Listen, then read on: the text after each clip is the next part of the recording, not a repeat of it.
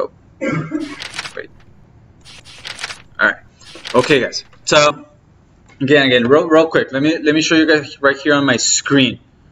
On terms of this box right here. What happens if I undo? There we go. Okay. So I think everyone's comfortable to this point. Right? I mean, drawing 3 boxes, rectangles, thickness of 2 inches for the frame right here on the sides, and the glass. Yes? Yeah, okay, I see some nodding. Good. Okay, so again, I'm gonna move this from this midpoint, right, to the midpoint of the frame over here. Okay, so now what's left, I need to make this meet this end over here. Okay, so the question is, how do we do this? Real simple. We highlight it. Right, we highlight that rectangle right there, and then we select those 2 points right there only. How do we do that? Remember, if you select an object, your selections are important. Okay, if I do a selection from the bottom right to the top left, I get a dash selection box. You see, follow my cursor. That means that anything that box either touches or fall completely within it is going to be selected. You see? Alright guys, I want you to see, okay? So again, bottom right, notice this box right here is not going to be completely on that dash rectangle right there, but it's going to get selected. Okay? Now watch, I'm going to do a reverse selection. That means that now from the top left corner, I'm going to select to the bottom right. What objects should get selected? Huh? All 3 except for the what? Top right one. Let's see. All right, so I'm going to release my selection. All right, that's a solid selection. Only that piece got selected. Okay, and this is going to make your drawing and modeling life so much easier if you can understand this concept. Okay, you can actually not only understand it but master it, because selections are kind of. Did your parents ever have you picking frijoles or lentils? I like the bad ones kind of thing. I had to kind of like pick each of them. No? Mexican kid? No? Okay. Right? So it would be wonderful, right? There was a way that we could just select all of them, right? Magically, right? Without having to kind of like expurgar, like kind of like look for them individually. Well, this is kind of the way that I can see it. I don't know why I thought about that, but I kind of had. I mean, that's the idea. What I mean again, if I do a top left, bottom right selection, only the objects that are 100% on inside of that box are going to get selected. 100%, okay? Not like 99.99, like 100%, right? So if I do that, no objects are selected at all, okay? But I do that, only those. Why is that important? Because picking points is something very helpful, right? So again, if I select those first, I select the object so that its nodes are turned on. I make a solid selection like that, right? And I can type move, right? And now, I mean, yes, move, and I make them intersect as such. Yes? And it's that simple, right? Now, of course, right, you're going to have to copy this, perhaps. Oh, wait, but before that, let's actually finish it since we're already here, okay? How do we finish it? We just do one rectangle, okay? One rectangle from opposite corner, from corner to opposite corner. Whoops, that was not it. This will be it. From that corner right there to this other corner right there. And you have your first window. Now, again, let's not forget about this. I'm going to delete my error right there. I do a selection, change this layer. This should be now windows. Because again, I've been asked, you know, about grouping, so that when you group it, it's already on its right layer. So I type group, up, select the objects that I want to group, right there, right click, and you have your Windows group. Now after that, I can type copy, right, make copies of it, right. You do have to ungroup it, and you move this as much as you need, right, and you know, let's say that I move this actually in place. I'm going to move this somewhere over here on the plan.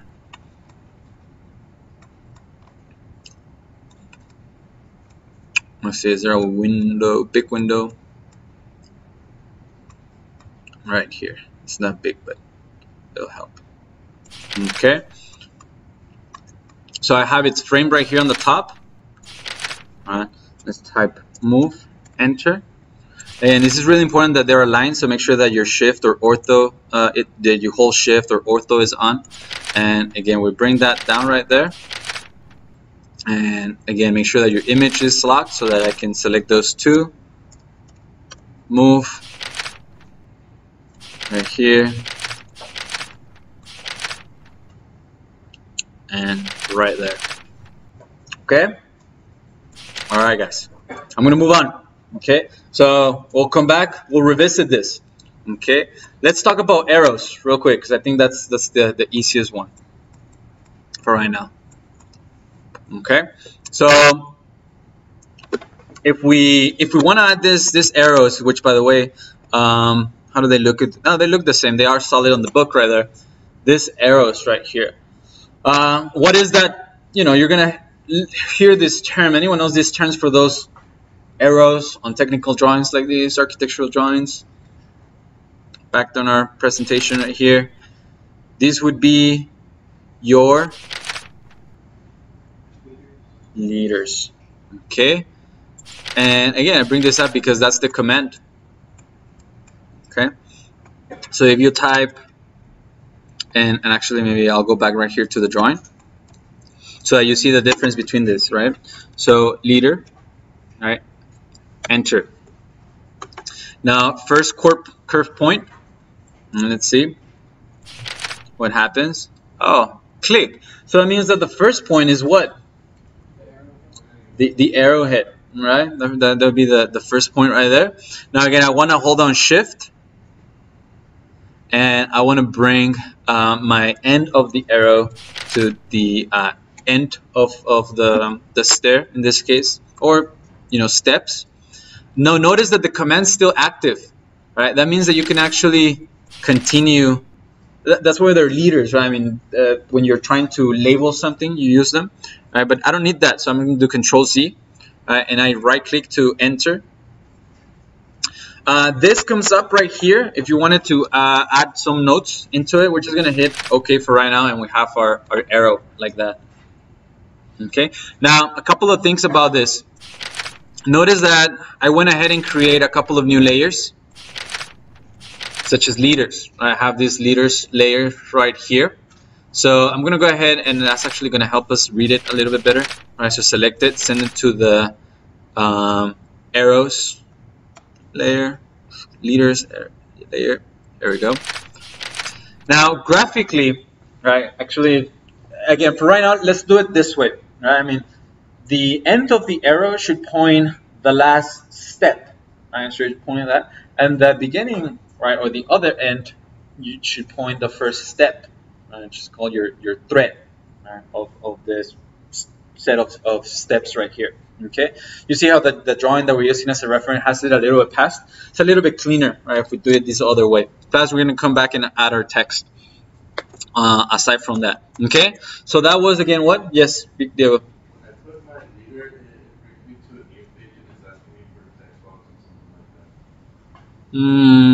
Okay, I'll come back maybe right now, and we'll talk about that. Not sure, but again, I'll repeat it, right? I mean, leader, enter, right? Pick a point. I'm holding shift, right, so that it's straight, and then right click. This comes up right here. Okay. Yeah, it's because I'm saying watch, right? I mean, I just went over that, right? So just watch, and because then you get lost, right? That's what happens, right? Like, yeah, because you're trying to follow, but you're gonna get behind. You're just gonna get behind, right? So it's not really worth it, right? Necessary even, right? So let's talk about dashes. We talked about that we needed some dashes right here, right? From our file. That's very simple too. Okay. I went ahead and created a dash layer. In this case, this lime green. Now I'm going to extend this right here so you can see it better. Okay, this is our panel right here of properties, layers, tools, all of that good stuff. It's actually really important. But if you see right here on the top, it has what each of them is, right? It has a label. You actually looked right here, it says line type. That's exactly what we need. Again, remember, the two most important components, I guess, aside from solid colors in terms of architectural drawings, is your line types and your line weights. Okay, that's kind of like how you speak with drawings. So here we go. I create a new layer called dash, give it a color, and then I click on that, and I just click on it, okay? So under line type, I just click. And again, usually, for the most part, you're gonna have it somewhere there docked in. So you just scroll through it, you get there, clicked on dash, okay? And there you have your default line types. Notice that this is not called dashes or anything like that because there's multiple line types, of course. You can actually even make your own custom line types. But again, I'm just showing you the basic format of this because later on we're going to look into how to format these drawings in Illustrator, where we have much more freedom and flexibility in terms of displaying and designing these drawings. Okay, so anyway, notice that there's a couple of items that we can use right here. We have our center line.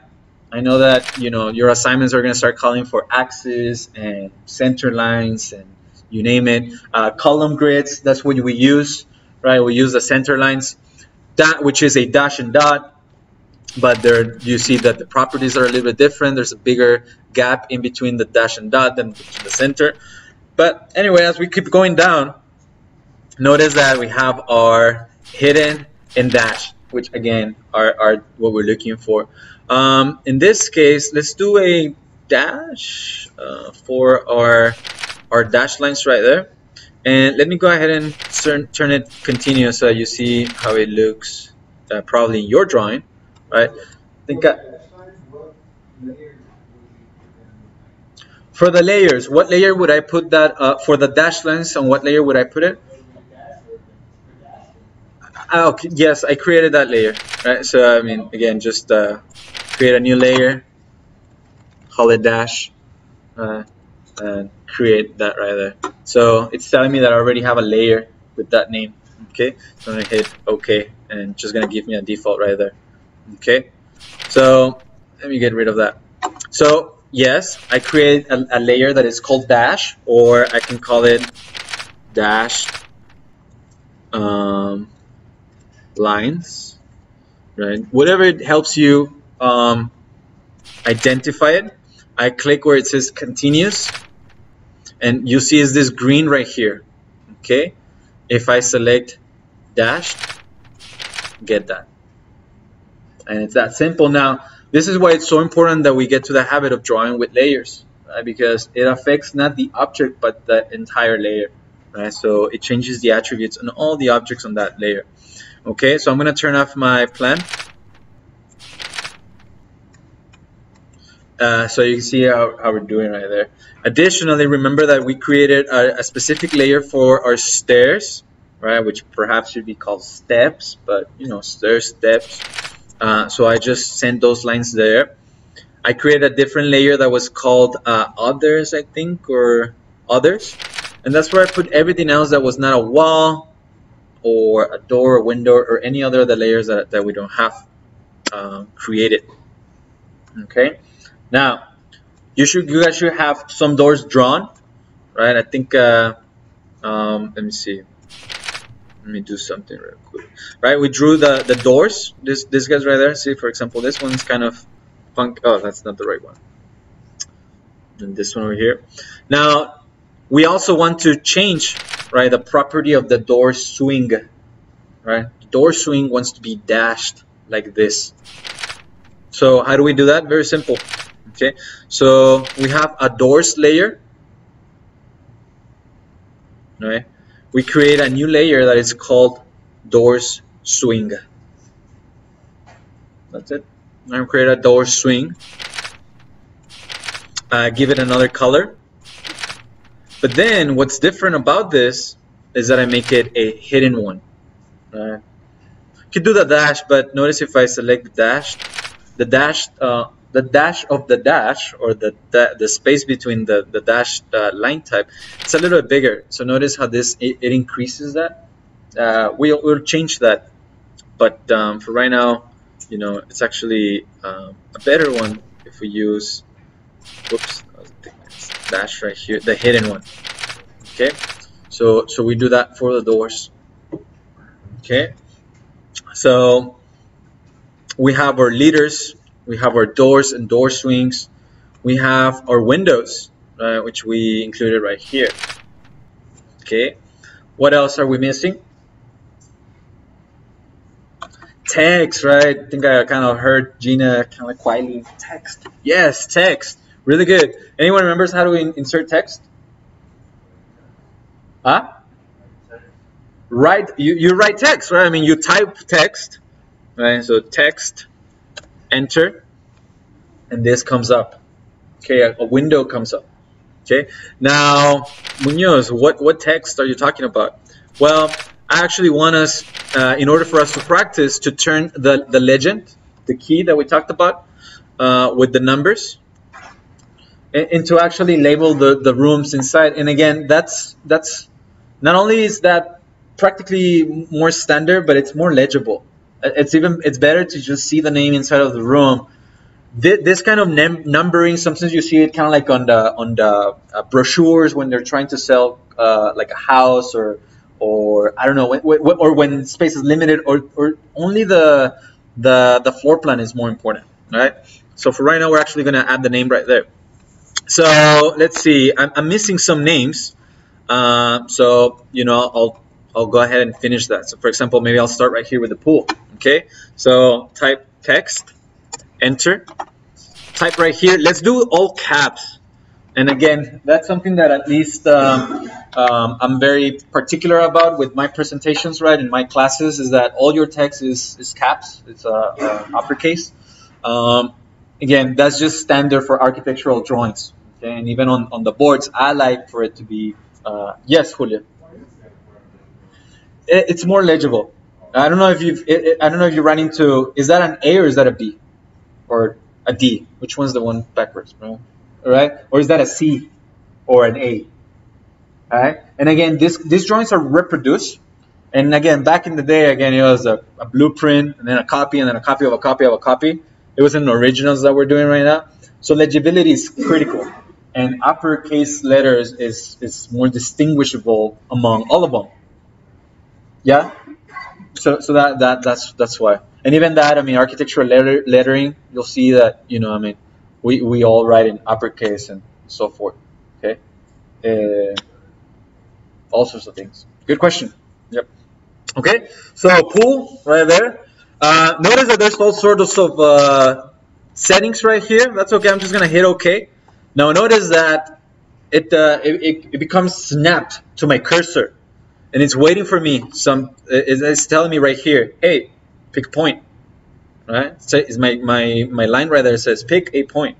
So I'm gonna do that. So I'm gonna pick point right there and click, left click.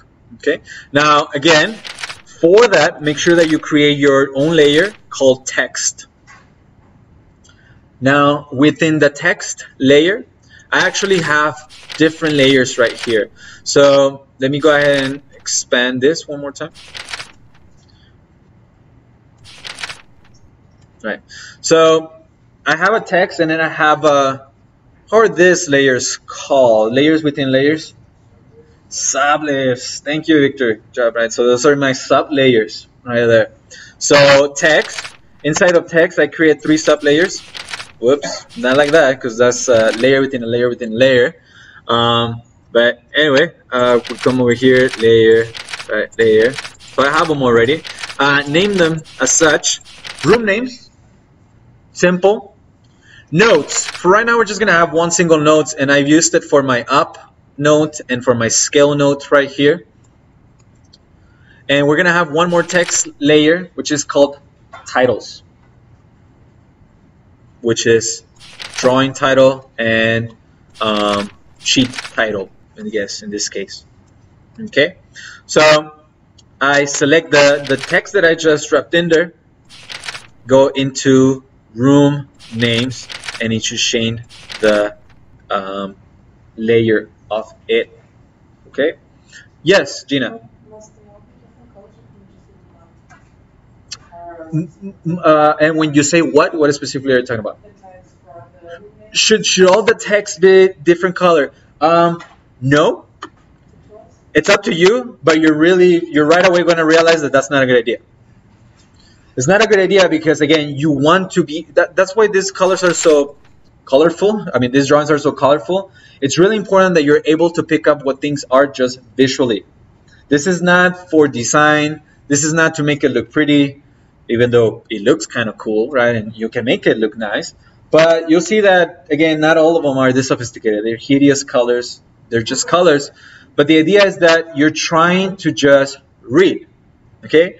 And again, it might not seem like a big deal right now. But what's the big deal? I just black everything, right? Like, sure, but, you know, I mean, soon, very early, you realize that you want to know, right? It's like, hey, is that on the right layer? Especially because layers are so important for us. So do they have to? I'm not going to check them, but I think you want to. And you want to. Yes.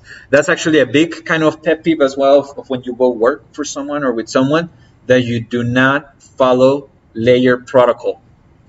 You're going to walk into someone's offices, or you're going to start setting your own kind of shop. And you set up your layers for a reason, with a purpose. This is something, again, this is not just to make it look pretty. This is a system. Right? This is kind of like an assembly line. So anyone that jumps into this drawing, right, Gina's not here, you know what I mean, her puppy is sick or whatever, you know, Giselle needs to jump in. All right, okay, Giselle, finish Gina's drawings right there. Okay, great. So she jumps in there and she knows, right, what each color represents. And you'll see that right now I'm allowing you guys to use whatever colors, but if this was an outfit, let's say, we would all be working with the same colors. All of the doors are on the same. And it's really cool because you started reading things very fast, right? I mean, once you open a CAD file that someone else is working with, okay, I can see the outline, I see openings, I see the text, right? So again, it's a system. You're trying to facilitate things. So that's why actually even the colors that you'll see being used, I guess, professionally are actually even very contrasting and very kind of wild. I don't know what would happen if we run a search right here on Google, right? Let's say line type scale. Okay, so we enter, and notice that it's a number. It's just a number. Line type scale. I think by default is to 1. So I'm gonna send it back to the default. Is 1. And again, that line does not look dashed from a distance. But what happens if I zoom in? It's dashed. Okay, so again, it's the scale property. Okay, and if you know AutoCAD or you're familiar, yes, from AutoCAD, this is called your line type scale. The same, right? Line type scale. It's a very important command that you need if you're using AutoCAD. But here in Rhino, you would just type line type scale. Okay, now how do we fix that? So again, and this is global. It affects all of the line types, or at least the way that we're applying it right now. Line type scale. Yes, I am. All right. So again, I want you guys to see how it looks right now. So this green should be a dash. Okay. If I zoom in there, like, hey, well, hello, little ants. Right? It is dashed. Right? It is dashed, except that from far, far, far away, it looks like a line because it's continuous. Okay. So let me go ahead and zoom in there right there. So it looks kind of dashed, but it's not. So how do we fix this? Again, we type SetLinetypeScale. Enter. Now, I don't need to select anything. It's just asking me for a number, okay? New line type scale. Right now, the default is 1, okay? And I always, you know, I encourage you guys to just do something significantly bigger. Don't do a 2, right? You're not yet sure what you're going to need, so just do something like a 10, right? And then go big. See, and then you're like kind of like, oh, okay, so it got bigger. Let's see now that I zoom out. Okay, so the dash got bigger, but not enough so that if I zoom out, I can see it. Okay, so I can just right click, do a 20. All right, Victor's getting it right there. So 20, enter. Right, And here we go. Now, in this case, we have the dashes. Let me see, the dashes from the drawing itself that can more or less help us guide. Okay, so how far are we? Pues actually more like, I don't know, what do you say, Victor? Huh? 50? All right, we can do a 50. 50, enter. Almost there. All right, and again, you know, just I guess I settled on 75. Right, when you're drawing this, when you're doing your dashes, you know, I'm not saying play with them, but look how it affects, and just select the best one for that particular condition. Okay, so that was our dash lines. Okay, and again, if you are, I know Professor Gorski, Professor Moreno, Migueles, all of us ask for hidden lines sometimes, or we ask for your construction lines. It's a question that I guess asked a lot. Munoz, how do I add dash lines on Rhino? And that is how. Okay, now not only that, sometimes you're gonna be doing diagrams and you need more lines. You need more lines. Not only do you need hidden or dash, but you need dotted. Okay, so there's your dots right there. Let's check this out. Actually, I'm gonna change the dash into dots so you can see how it looks. It looks like that. I like that line type a lot for some reason. I just like it a lot. It's just not very effective for everything. Okay, as you can see, again, it's very hard to read. So it's one of the faintest the word? Faint. It's one of those. It's faint, guys. It's a faint line. What was that? I guess for right now, yes, you can pick when to use it and when not to use it. Again, there are certain places that use standards, such as offices, that have a specific use for dots, for example. But for right now, yes. And actually, sometimes I know certain offices like to do dots for the door strings, then dashes, for example. Let's do that. Okay, so I'm going to undo. Again, I created a new layer called door swings. And the only thing that is going to go into that layer is the swing of the door, which is, again, what shape, Maria Lee? Arc. All right, she's on. So it's an arc, right? So the arcs of your doors, turn them into a door swing. And let's see, right now they're on the hidden line. And again, the reason that they're hidden and not dash is because the dash has a different property, so it looks solid. But as you can see, I can also turn it into dots. But it's very, again, it's very hard to read. Okay, so it's there, I promise. But that's a great question. That's a great question. Yes, you can. Okay. We're not going to do that right now, right here, but you can, and that's the right question, actually. And that's why we're actually going to do the final drawings on Illustrator, because in Illustrator we have much more flexibility as to how to manipulate all of our line types. But yes, that is exactly what you want to do. You want to change the properties of those line types. So door swings, dash lines. Okay, guys. I created a couple of more layers. I created my graphical scale layer, all right, which is that right there. Where is this from? It's from my original drawing. How do I do that? Simple. Go into my graphical scale layer, type line, enter. Draw a line, and again, I'm picking the center, right? I'm not being too, specific about is it there, is it over there? Some sort of center right there. I hold down Shift. Snap. I'm not snapping, but referencing to the 30 feet reference right there. I draw a line. Enter. I'm gonna do both sides right here. This setting right here, very helpful. Draw a line from both sides. So as to, I snap to the center and notice that there's a line growing. Let me do it right here on the side. All right, there's a line growing on both sides. You see? All right, so right click to repeat that, snap to that endpoint right there, click on both sides, hold Shift and draw a line.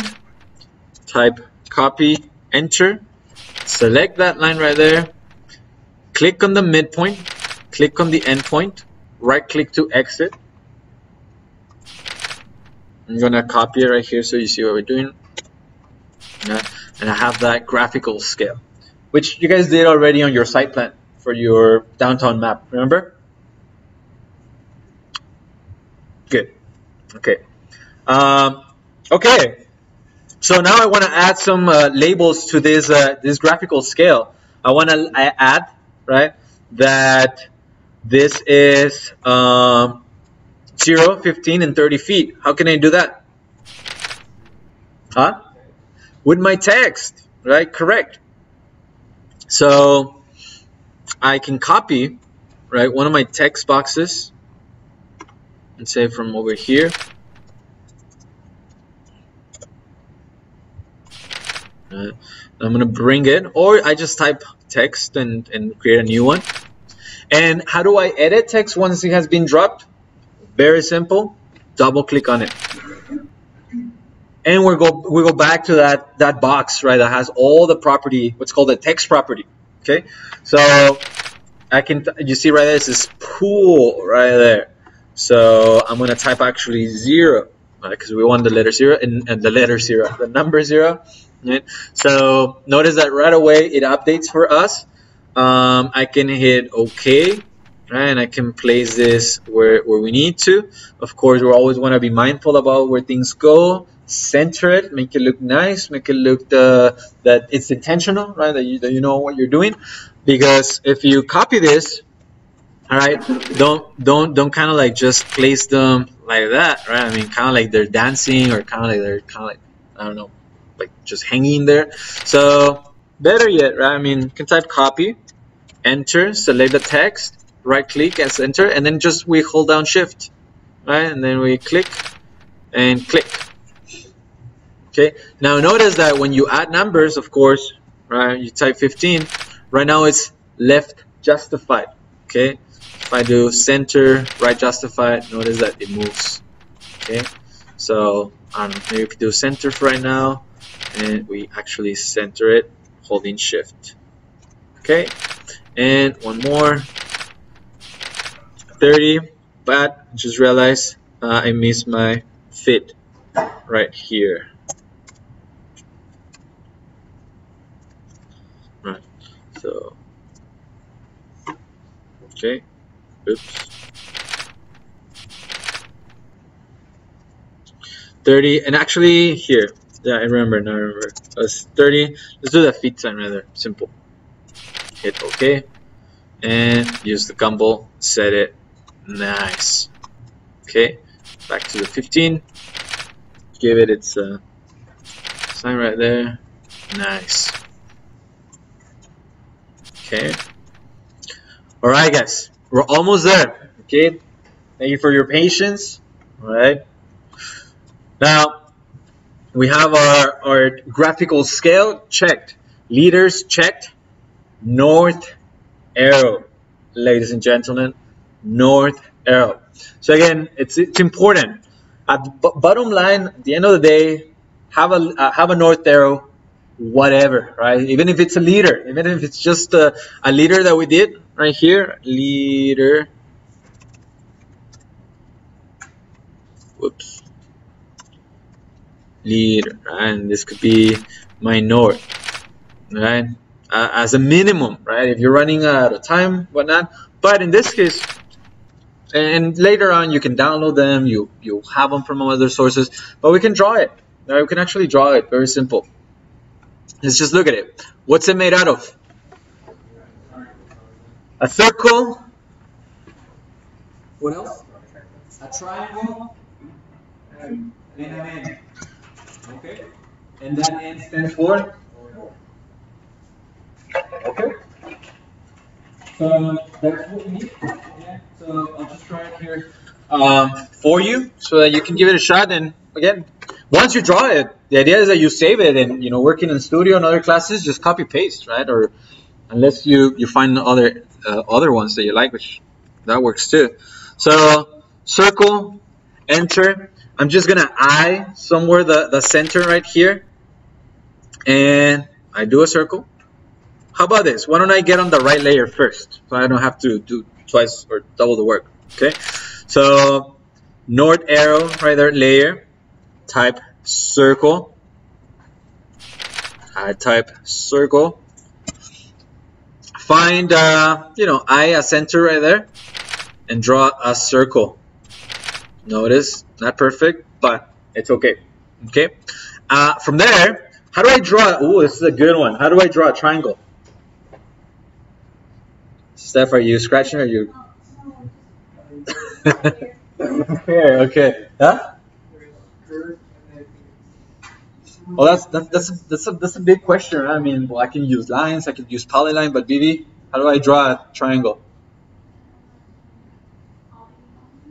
The what? Yes, right. Essentially, an equilateral triangle, in this case, what we're doing, it's a polygon. Okay?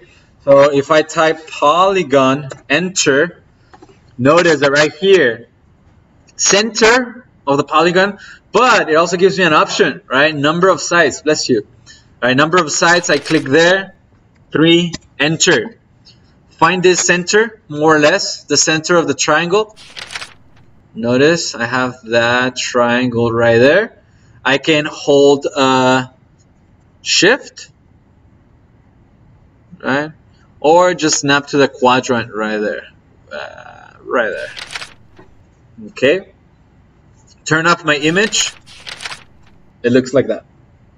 Right? Julio says like, looks good. It's coming right. It's coming right. Alright. So we have that right there, our first component. How about that end? Text, right? Text. Man is like, just text, man. All right, so text, enter. All right, it's an end for north. Hit OK. Drop the end.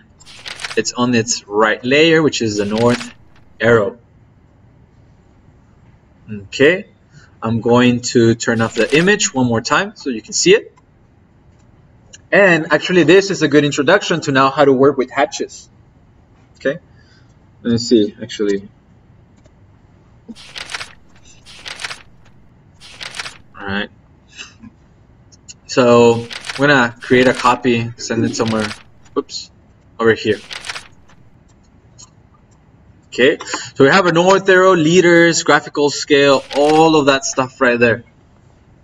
All right. Really important. The last part, guys, will be the hatch. Right? How to add the hatch right here. And now you can see that right here, what I've done with the walls, with my walls. Remember I talked about the exercise that we're doing last class, that, you know, this should be continuous lines, meaning that boom, boom, boom, right? There's no line right there in the center, in the middle. Everything is clean. That if I was to, let's say, hypothetically pour water onto this, it wouldn't pour out. All the lock corners are closed. There's no lines that project passing each other. Okay, so I have that, and I just join them. Okay, so that it's all one continuous line. So maybe let me copy right here so I show you what that is. I have that right there. You type explode, so you see how it should look. Right? Maybe yours is like this, or it should be like this. Right? I think yours should be like this. Okay. So yes, so we join them, right? So we do join right there. All right, so I can select actually all of them, right? Well, all of them that are close together, and I type join. All right, and we have a continuous line all around. Okay, I'm gonna make a copy of this just so we can actually study it for a little bit. Okay, so we have that right there. And again, we want to. So again, how does it call when we add the fill? Hatching, right? So hatch. So guess what the command would be? Hatch. All right. So hatch right there. So select curves. And in this case, let's do. Let me hold on a second. Let me explode this one more time. There we go. Let's see how it works. Whether I fill join them or not. Okay. So hatch. Okay. select curves. This case, right, I just did a click, you know, like boom, click right there, right click, and there's the hatch. Okay. Cool. That was like okay, good. Now this is gonna become well, okay, well, later on, right? But you'll see that actually there's more fills or more hatches. Okay, you know, you have these patterns right here that, you know, represent different things. They can represent from tile to insulation, concrete, you name it. Okay, not that much used in architecture school, to be honest with you, but helpful to know, except for actually the solid one. Okay, so there's our solid right there, and we hit OK. All right, now hatches have also a layer. Everything has a layer, right? So right now that hatch right there, it's on its north arrow layer. Not quite. That's not the north arrow. So what do we do for that? We create a layer. In this case, I did a sub layer within the walls that is called walls hatch. So I'm going to repeat the hatch right here, maybe. Now on the right layer, so I set the walls hatch as the current layer. Type hatch, enter. And again, these ones are not joined. Okay, these lines are not joined, so I can just select them like that. Right click, select solid, hit OK. So as you see, they don't need to be joined. It's just that this is so much fun sometimes that can help it. Right? I mean, just, and again, at some point you become so paranoid about stuff. You've done this so many times that you know that you're just trying to get it done. You're just trying to cut corners, and it comes back and bite you. You know, it's just, yeah, trying to cut corners. It's all about efficiency for sure. You know, we're trying to be efficient and smart about time, but being lazy, it's a different thing, and we pay it hard sometimes with design. So anyway, you become all kind of like paranoid about doing it right, etc. So anyway, you don't have to. The lines are right there, but you'll see that you start having issues if the lines are not joined. Okay, or if the lines are actually overlapping or overpassing, or it's just a messy drawing. Okay, so that's why we're so kind of like, you know, like do it right, do it clean, do it, and do it right the first time, so you don't have to spend time later on cleaning stuff. Again, there's always a solution for things, but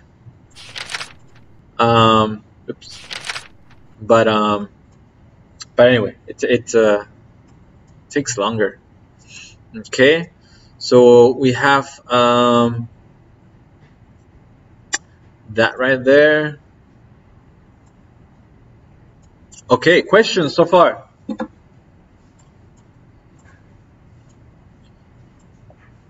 A little note on scale. It's not common, and I would even say that yeah, it's not common for a reason, right? I mean, right now I have this scale right here, the graphical scale, which we obtained from a reference drawing right here, and that's what right now I'm using as a scale. But that is not a proper way to include a scale in your drawings, especially if it is your floor plan or architectural drawings such as elevation or sections. Okay, that is not a way to scale things up. Okay, the right one would be this one right here, right? 1/4 of an inch equals a foot. I think this might be backwards.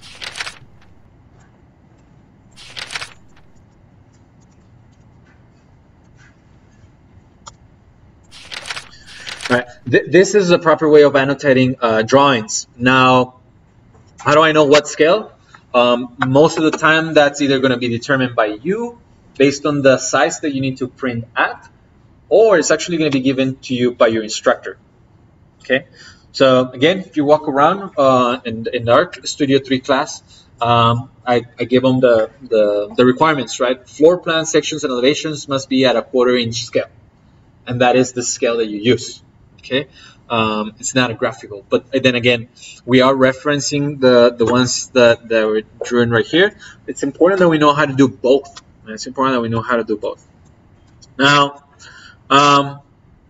again, for right now, have both. I'm gonna bring actually, I'm gonna bring this one up here so that we get ready for the last step, which is creating your PDF. Okay, so we have drawing title. These two right here, I just drew 2 lines, right? Line. You'll see that, and again, I'll show you guys a set of drawings, full drawings next class. Right, so do, oops. And so I use that as a reference right there. And I just do a line. That's just a, you know, layout kind of thing right there. But let's just do 2 for right now. Later on, we'll work with thicknesses and how to turn them into different things right there. So you should have a drawing title. Super important as well, guys. Always have a drawing title right there. The scale for sure. North arrow. Finish up the room names. Labels. For right now, we're good. Drawing title. Okay. Right now, we're just doing Kaufman Desert House. We should actually, let's include the architect and the location. Why not? So we practice with our text. Kaufman Desert House. All right. So we find out we are in Palm Springs. Yeah. When you guys been? Palm Springs? Palm Desert? No? About an hour from LA? All right. If you're ever around, stop by. It's an interesting town. It's huh? There's like an oasis out there. Oddly enough, it is. Yes. Friends and I rented a house there for like a spring break or summer, and just spend it there. And it's really nice. It's really hot, but it's very nice. Everyone has a pool, so that's okay. So who's the architect of this residence right here? Mr. Neutra. Okay. So where was it located? Palm Springs, right? So let's do this. Let's move this up a little bit right here. Let's copy text right here. I'm gonna bring this down right there. I'm gonna change this right here. Location, right? Springs. Whoops. Palm Springs.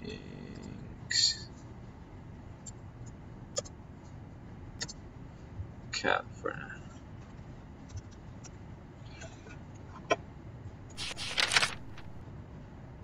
Let's do an enter right here. Architect.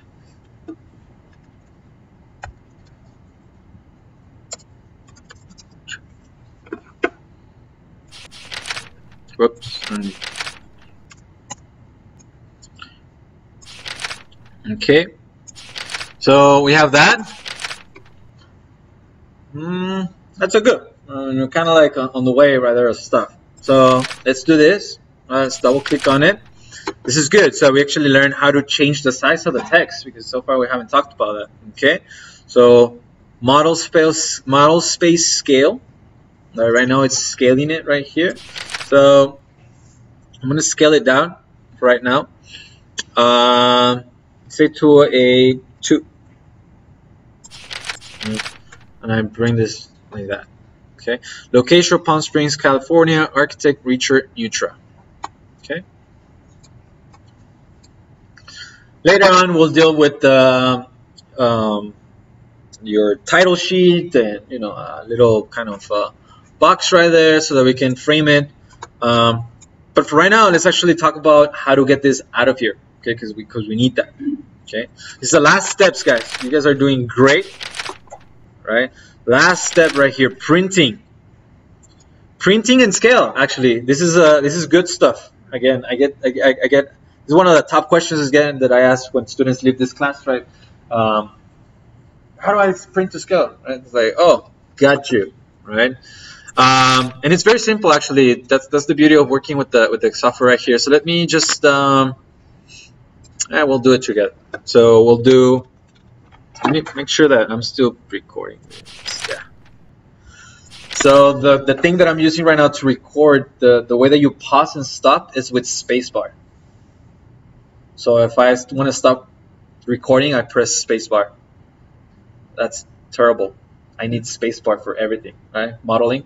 So that's why if you see me kind of like sometimes freak out and like, or you see me and you hear me kind of like, so you can like press spacebar and I'm stopping the recording. It happened to me in a class. Okay, guys, well done, we're good. I'm gonna upload the video.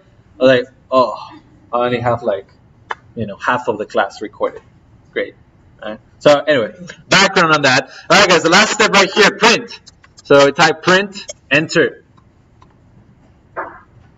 Print. Now, right now I have it all nicely set up because I already did this, right? I mean, I already created the one, but let me guide you guys through how to work this out. What I recommend is just follow the steps or the outline right here on the left. Follow these guides right here. You actually don't even use them all, but just start, let's say, from the top one, okay? Destination. For the most part, I'd say especially right here at school, you're going to print into a PDF. And then you take it to the print center and then you print your physical. But you can actually also print, let's say if you're at home, you can print directly into your printer, okay? Should you need to. But I always recommend that actually you first create a PDF though, okay?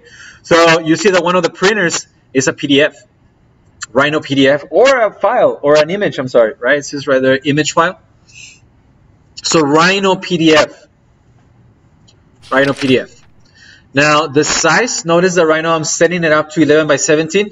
You're going to start seeing that usually, unless it's a really, really tiny house, unless it's a really, really tiny house, when you're printing floor plans and actual architectural drawings, you need the space. And actually the minimum will be 11 by 17. From there, we get into your larger sheets, such as the ones that you have right here to the sides, right, which is the 24 by 36. These boards, yeah? So let's set that up. And again, for the most part, sometimes it's given to you by your instructor.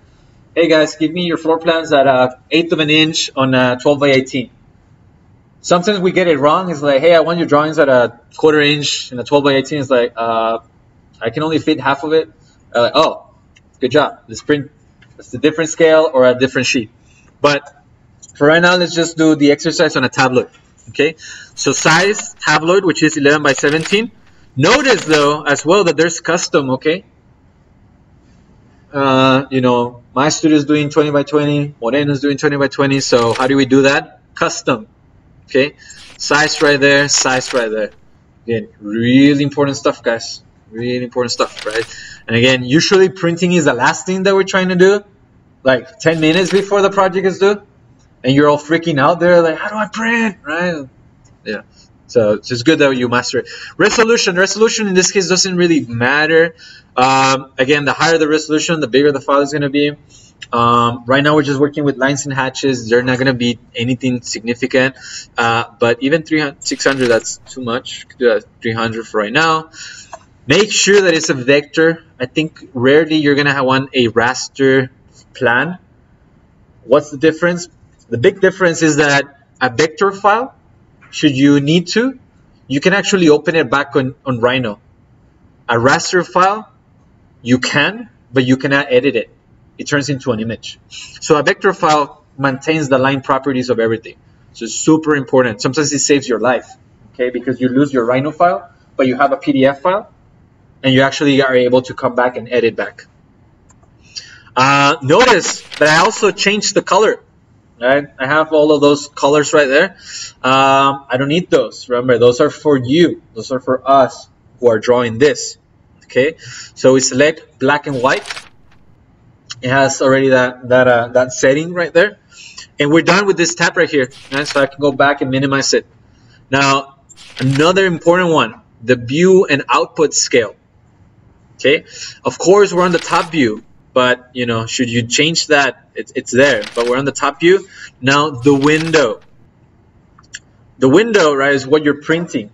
Okay, so we'll come back to that. But notice that we set it. Because let's first actually set our scale. I don't know what you guys will have right now as a standard. I really don't know. But let's say something like that. You see that it's and again that's kind of like the scenario where again the scale of the drawing does not fit on the sheet of the drawing because I'm only able to print like a little portion of it. Okay, so that's right here. That's your scale. So as a matter of fact, the first thing that you want to set is your scale, right? Because that's the one that should be driving the paper size. So if you need something at a 1/4 inch scale, such as in this case, or in this example, I realize I need a different size of paper, right? Because it doesn't fit, right? Now I go back into my paper size. I can select the 24.36, and it's like, okay, at a 1/4 inch scale, it still not fits, right? So I can select another larger one, 36 by 48, and we're getting there. Okay, so keep that in mind, guys. Paper size and scale.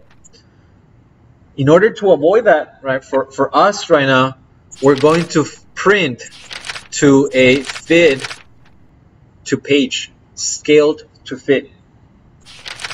Because I'm telling you guys, hey guys, print at 11 by 17, whatever scale that is. Okay, so in this case, the paper size is driving this setup.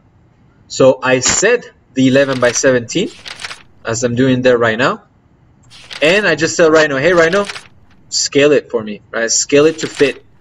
And you guys have used this already on Word or wherever you print sometimes, or images. Right, if you're going to print an image from Windows, you have that setting right there. But then again, okay, so I maybe just make the clarification right there. If you though, however, need a scale, right, you need to check with your instructor, hey, teacher, instructor rather, 1/4 of an inch doesn't fit, but if I bring it to a 16 of an inch, for example, right there,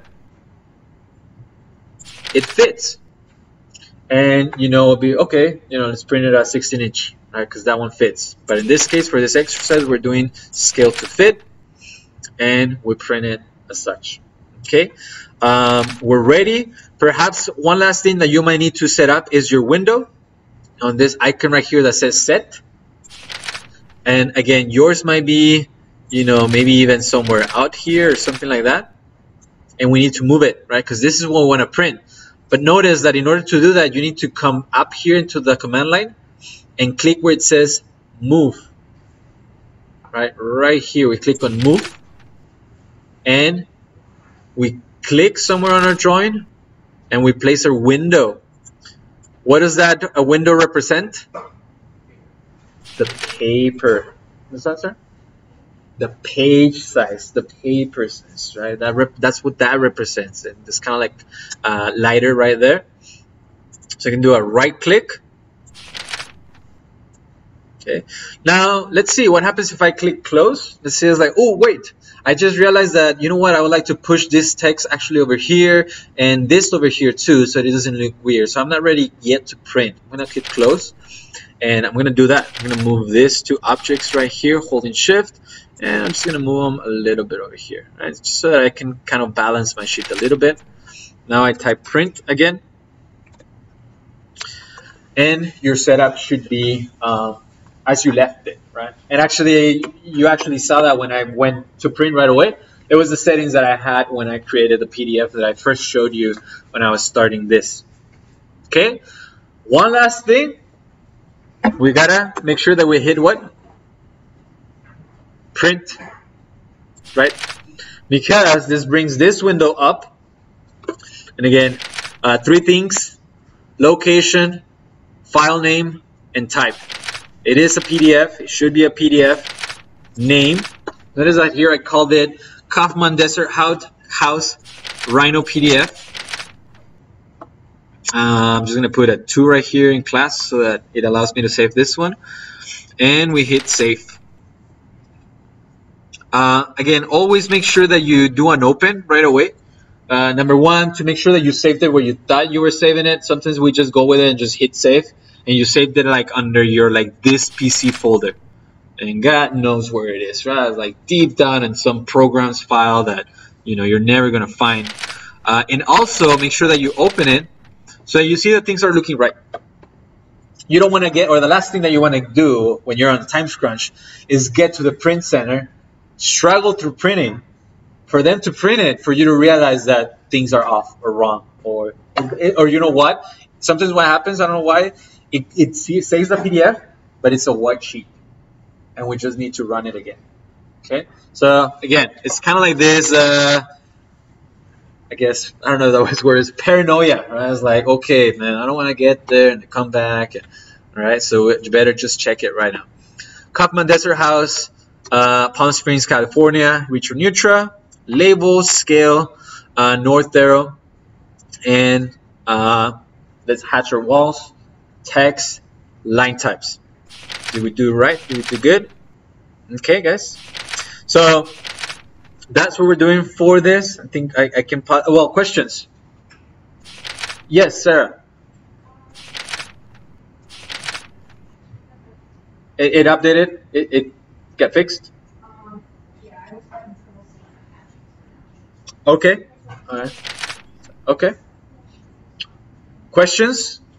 Again, I know I'm going kind of fast, but that's the idea, that, you know, I'm able to actually cover the content and then you're able to apply it. Reference is the video. Okay, so I'm gonna pause this.